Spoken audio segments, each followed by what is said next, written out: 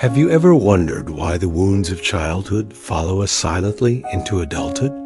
And have you ever realized that sometimes, even when we promise ourselves to be different, we unconsciously repeat the very things that once hurt us?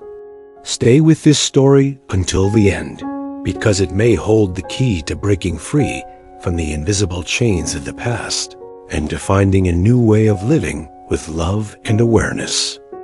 Welcome to Buddha and Mindfulness, a place where stories and reflections guide us toward peace, clarity, and compassion in everyday life. Today, you will hear a story that carries a timeless message. It is not just about a boy and his father. It is about each of us, about the anger we inherit, the love we long for, and the choice we all have to break the cycle and live with mindfulness. But first, don't forget to subscribe to Buddha and Mindfulness to support us in sharing new stories every day. Once upon a time, a 12-year-old boy walked beside his father on a quiet country road. The afternoon sun was warm, and dust rose softly beneath their feet. Suddenly, the boy stumbled on a stone, lost his balance, and fell to the ground. A sharp pain shot through his knee. Tears threatened to rise. And for a brief moment, he looked up, hoping for comfort, perhaps a hand to help him stand. Instead, what came was his father's harsh voice, loud and cutting. "Hey, fool, can't you walk carefully?" The boy's heart sank as if a heavy weight had been placed upon it. His eyes dropped to the dusty ground, and he rose slowly, brushing off his knee. His father kept talking, the tone sharp, the words like small knives. But the boy remained silent. He had learned long ago that even the smallest spark could ignite his father's temper into flames. And always that one word returned like an echo, fool, the word that shaped his childhood. Every summer, when school closed, the boy and his younger sister traveled to Plum Village, a quiet ashram far away from the noise and pressure of the city. Life there was different, like stepping into another world. The air carried peace instead of tension.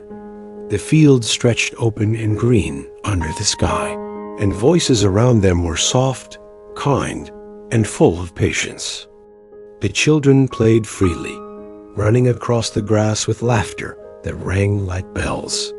At sunset, when the sky turned gold, they joined the monks, learning how to breathe slowly, how to sit still, and how to touch the present moment with mindfulness. But home was not like that. At home, love was hidden under sharp words. A broken glass, a misplaced object, or even a clumsy silence could awaken their father's anger. The boy's heart began to collect complaints like stones piling up inside him, heavy and unspoken. One night, as he lay in bed staring at the ceiling, he whispered a secret vow. "When I grow up, I will never be like this. I will love my children. If they make mistakes, I will hold them close, not hurt them." One bright afternoon in the ashram, the children were laughing and running across the wide green fields. The air smelled of grass and earth. After a while, the boy grew tired and sat under the shade of a tree, while his sister climbed onto a swing nearby.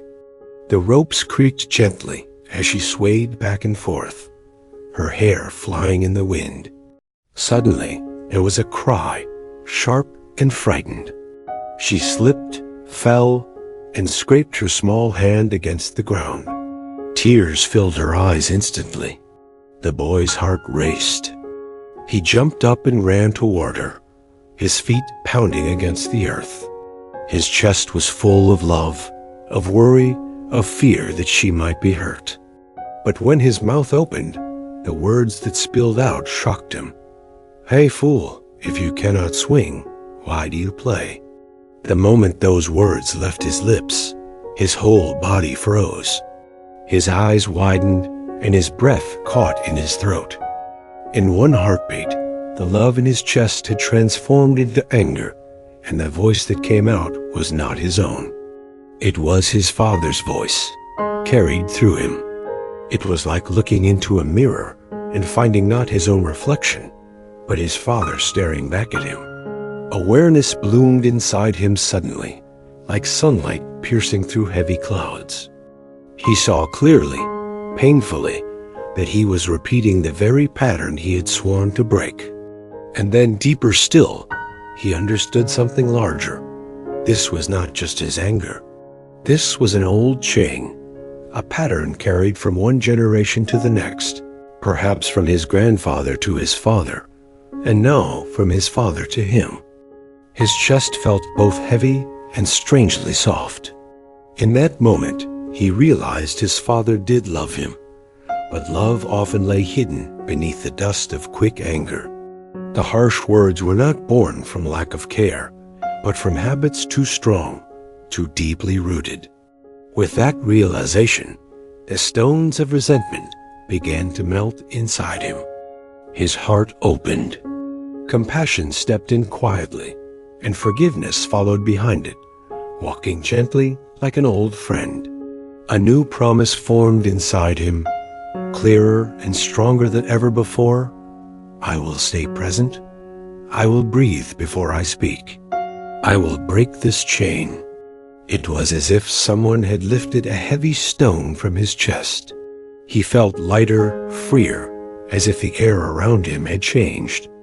A quiet joy spread through him like sunlight after a long rain, and for the first time, he felt the possibility of a different future, one built not on anger, but on mindful love.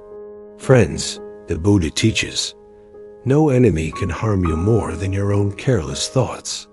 Without awareness, we repeat the same habits we dislike in others. Just like this boy, many of us carry invisible patterns from the past, and without mindfulness, we pass them on to the people we love most. Mindfulness is the key. It brings us back to the present moment, the only place where real change can happen. In the present, forgiveness becomes natural, compassion grows easily, and love flows freely. When we learn to pause, to breathe, to notice our own reactions before they turn into words, we discover that the cycle can indeed be broken. Life then becomes light, peaceful, and filled with genuine joy. And the love we give, untainted by anger, becomes the true inheritance for those who come after us. Thank you for listening to this story on Buddha and mindfulness. If this story touched your heart, remember to carry mindfulness into your daily life, to pause often, to breathe deeply, and to choose love instead of anger. Because when we truly live in the here and now, real change happens, real smiles appear, and peace becomes the very way we walk in the world.